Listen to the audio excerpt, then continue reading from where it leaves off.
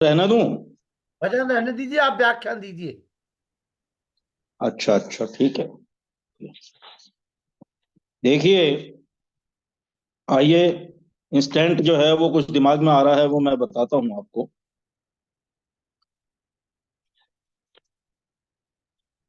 ओम यस्य भूमि प्रमांतरिक्षम उदोतरम दिवं यश्चक्रे मूर्धानम तस्मै ज्येष्ठाय ब्रह्मणे नमः। पृथ्वी जिसके पैर के समान हो, अंतरिक्ष जिसके उदर के समान हो, द्युलोक जिसके मस्तक के समान हो, वही ज्येष्ठ ब्रह्म है।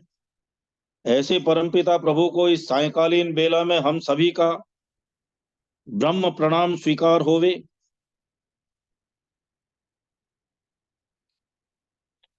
देखिए, मैं इंस्टेंटली मुझे बोला गया है तो मैं आज इसको एक बहुत ही सुंदर विश्लेषण और एक कथानक से जो है वो शुरू करता हूं। और उस कथानक के भाव को समझ के आप आनंद लीजिए कि हमारा जीवन जो है वो कैसा होना चाहिए, हमारी विचार शक्ति कैसी होनी चाहिए, और हमें किसी से जो है वो कभी भी डरना नहीं चाहिए। सबसे बड़ी बात यह है। तो ये जो कथानक है उसको मैं यहां से शुरू कर रहा हूं, आनंद लीजिए। शायद आपको भी कुछ पता होगा।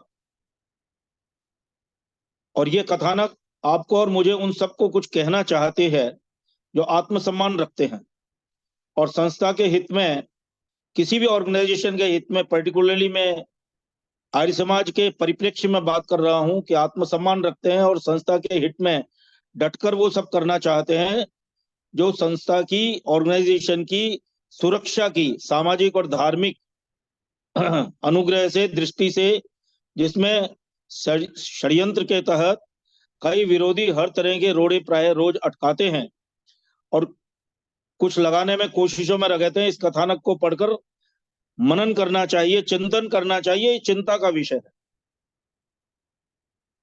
और ये है, यहां से शुरू होता है कि एक आदमी एक मुर्गा खरीद कर लाया।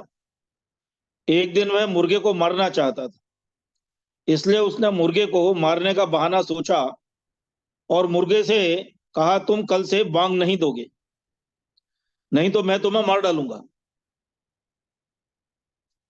अब ये कथानक है, उसको कथानक की दृष्टि से लीजिए। अंत में जो है वो आपको पता पड़ेगा कि हमें, मनुष्य को होना कैसा चाहिए और किसी भी विरोधी ग्रुप के मंशा का जो है वो क्या हिसाब रहता है, क्या उसके दिमाग में भावनाएं हैं।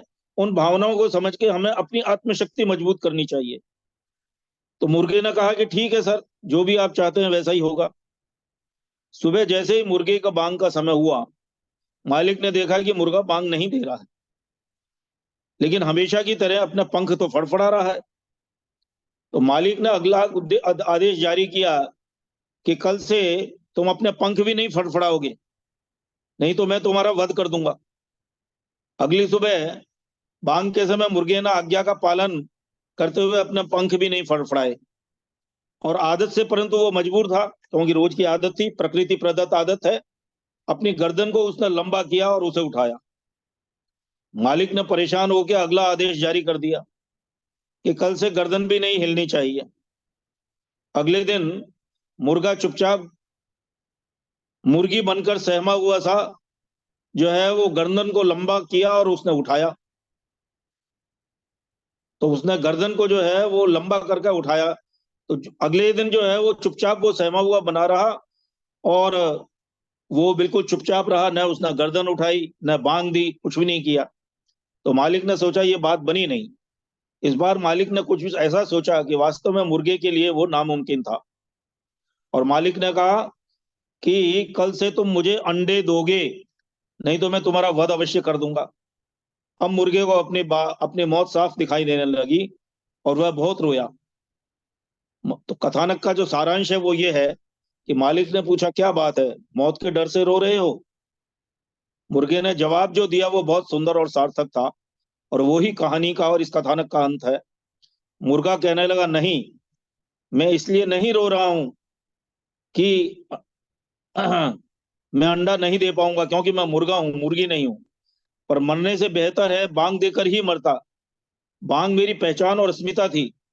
मैंने सब कुछ त्याग दिया था तुम्हारे हुक्म से, कहने से, और तुम्हारी आज्ञा मानकर हर बात मैंने मानी। लेकिन जिसका इरादा ही मारने का हो, उसका आगे समर्पण नहीं, संघर्ष करने से ही जान बचाई जा सकती है।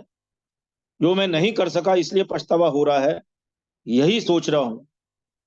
तो कथानक का सार ये है सज्जनों, कि अपने अस्तित्व और अपनी अस्मिता की रक्षा के लिए संघर्ष करना पड़े तो पीछे नहीं हटना चाहिए। मैं यहाँ मुर्गे की बात नहीं कर रहा हूँ। क्या वो हम मुर्गे हैं जिनके मालिक या जिनके जो रुआब में सारे नालायक बने बैठे हैं? कहानी शिक्षाप्रद है, पढ़ते हुए मुस्कुराकर यूं ही इसको सुनकर मत झटक दीजिए। गहन चिंतन और चिंता का विषय है समाज की रक्षा हेतु। तो कहने का मतलब यह है कि सबसे बड़ी बात यह है कि हमें जो तीन गुण हैं, और जो यूं कहना चाहिए कि तीन गुणों की जो सार्थकता है और उनका निचोड़ है, उनको याद करिए। और सामाजिक और धार्मिक पटल पर जो है वो उनको याद करना और समझना जरूरी है। भारत समझो अभियान में आदरणीय लाखन जी जो 3 साल से लगे हुए हैं, उनको कई समस्याओं का सामना करना पड़ा होगा, कई बाधाओं का सामना करना पड़ा होगा, इसको नियमित बनाने में सामना करना पड़ा होगा। लेकिन उनको इसको रेगुलर रहा है, चाहे कितनी भी बाधाएं आई हों। तो सबसे बड़ी बात यह है, तीन गुण जो है वो सतोगुण, रजोगुण और तमोगुण, उन पर जो है वो ध्यान दीजिए। और इन सतोगुण और रमोगुण तमोगुण पर ये जो कथानक है वो उन व्यक्तियों के लिए है जो डराते धमकाते हैं, ऑर्गेनाइजेशंस में विच्छिन्नता पैदा करते हैं। और सबसे बड़ी बात यह है, जो काम करने वाले हैं किसी भी संस्था में, आप देखिए यदि 15 जने होंगे तो 2 जने काम करने वाले हैं और 13 जने जो है मूक दृष्टि बनकर बैठे रहेंगे। और सबसे बड़ी तकलीफ वाली बात तमोगुण की ये होती है कि वो करेंगे कुछ नहीं, लेकिन जो करने वाले हैं उन पर उंगली डालने की कोशिश करेंगे, उनकी दोष निकालने की कोशिश करेंगे। और जो रजोगुण वाले हैं वो काम भी करेंगे और उसके बाद में ये चाहेंगे कि हमारा नाम भी हो। और जब नाम होगा तो उसके बाद में वो ये सोचेंगे कि अब हम जो है वो सब तरह से नेता बन जाएं। और वो जब एक बार यदि मान लीजिए अग्रणी बन गए तो उसके बाद में उनमें वो रजोगुण भी जो है वो थोड़ा बहुत अंश जो बचा है वो तमोगुण में जो है वो बदल जाएगा। तो सबसे बड़ी बात यह है कि जो पाप कर्म है उनसे हर तरह से हमें बचना चाहिए, किसी भी तरह की दुष्ट प्रकृति से बचना चाहिए और किसी भी तरह की अस्तित्वता से बचना चाहिए। जो महर्षि दयानंद के जो 10 आर्य समाज के नियम हैं, उनका चौथा नियम यदि देख लिया जाए तो उसी से हमें पता लग जाएगा कि वेद सब सत्य विद्याओं का पुस्तक है। वेद का पढ़ना पढ़ाना और सुनना सुनाना सब आर्यों का परम धर्म है। सत्य को ग्रहण करना और असत्य को त्यागने में हमेशा उद्यत रहना चाहिए। और सबसे बड़ी बात यह है कि इस समाज का उद्देश्य जो है वो आर्थिक, सामाजिक, आर्थिक और सामाजिक, आत्मिक और अर्थ शारीरिक, सामाजिक, शारीरिक, आत्मिक और सामाजिक उन्नति करना। मैं हमेशा कहता हूं कि यदि छठे नियम को यदि लिया जाए आर्य समाज के, तो आप ये देखिए इसके क्रम को यदि बदल दिया जाए, जो महर्षि दयानंद सरस्वती ने कितना ध्यान योग करके इस आर्य समाज के 10 नियमों में छठे नियम को जो बनाया है कि हमें मनुष्य को शारीरिक, आत्मिक और सामाजिक उन्नति, तनिक थोड़ा विचार करके देखिए कि यदि महर्षि दयानंद इस नियम को, छठे नियम को विशेष रूप से देने के लिए यदि इसके क्रम को बदल देते, पहले शारीरिक नहीं करके पहले आत्मिक कर देते, फिर शारीरिक कर देते और फिर जो है वो सामाजिक कर देते, या सबसे पहले सामाजिक कर देते थे फिर आत्मिक करते, शारीरिक करते, तो मैं सोचता हूं कि जो आध्यात्मिकता का जो दृष्टि है, आध्यात्मिक दृष्टि है और दर्शनों की दृष्टि है, षट उपनिषदों की दृष्टि है, या यूं कह लीजिए यम नियम की दृष्टि है, वो सारी की सारी जो है वो परिवर्तित हो जाती, उनका क्रम ही बदल जाता। देखिए सबसे बड़ी बात यह है कि तीसरे स्टेप को जो है वो, तीसरे कदम को जो है वो जानने से पहले या उस पर चिंतन करने से पहले यदि इस आर्य समाज के छठे नियम को यदि ध्यान से यदि देखा जाए कि महर्षि दयानंद ने इस नियम में सबसे पहले शारीरिक पुष्टि या संपुष्टि या शरीर को स्ट्रांग बनाने की बात क्यों कही है। और उसके बाद में आत्मबल पर क्यों जोर दिया है।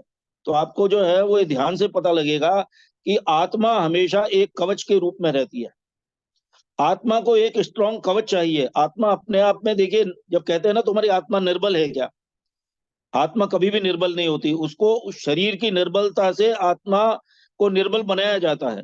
शरीर और मन में, शरीर के साथ जो मन है उसमें जो मन के विचारों में जो उद्वेलन होता है, उनको आते जाते रहता है। यदि मन के विचार आपके कुत्सित हैं और उत्कृष्ट नहीं हैं, तो ये मान के चलिए कि वो आपके शरीर को भी कमजोर करते हैं, आपके आत्मबल को भी कमजोर करते हैं। और इसी से शब्दांश रूप में, शाब्दिक रूप में ये कहा जाता है कि आप जो है वो, आपकी आत्मा जो है वो निर्बल हो गई है, कमजोर हो गई है।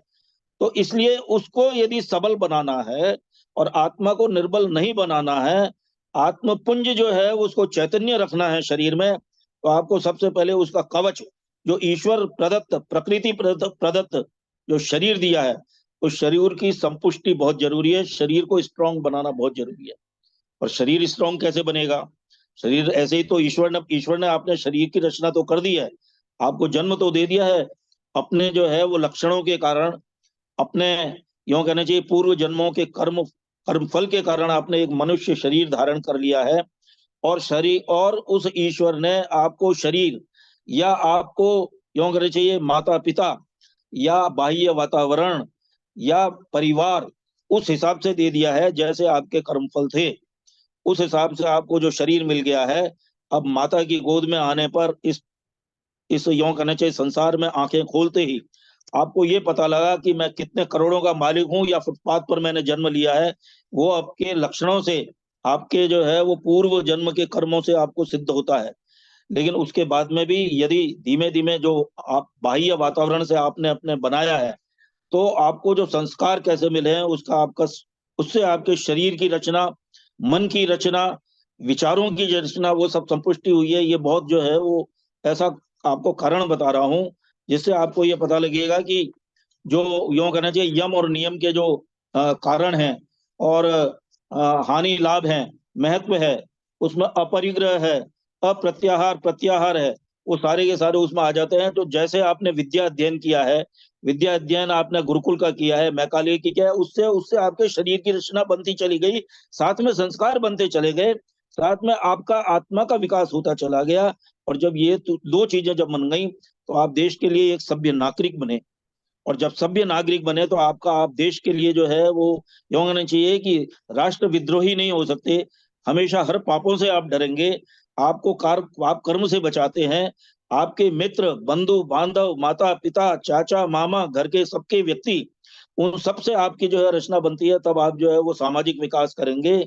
इसलिए जो है वो ये बताया गया है कि समाज का उद्देश्य उन्नति करना है, अर्थात शारीरिक, आत्मिक और सामाजिक उन्नति करना। और उन्नति का मतलब क्या है? उन्नति का जो है वो विलोम है अवनति।